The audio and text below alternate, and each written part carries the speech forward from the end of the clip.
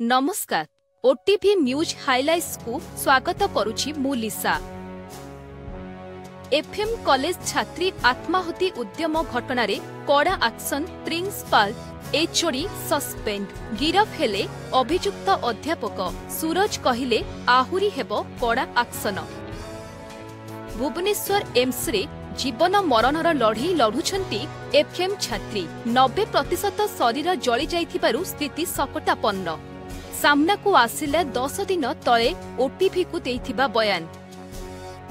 गोड़िला घरोई बस कटकणा को न मानि गाड़ी चलाइले ड्राइवर सघरे फाट देखि कांदिले चेतावनी भी देले मेंदुली। एणे परिवहन मंत्री कहिले भ्रमित करुछंती किछि न्यस्त स्वार्थ गोष्ठी सजाइथिले लेडी ब्लैकमेलर विष देई रचिथिले हत्या षडयंत्र। बीजेडी विरोध में बर गुमर खोलिले अर्चना नाग। पुलिस सह बबी मानस और अमरेश साजिथिले मास्टरमाइंड। अर्चनांक नुआ थियोरी को नहीं बढ़िला चर्चा।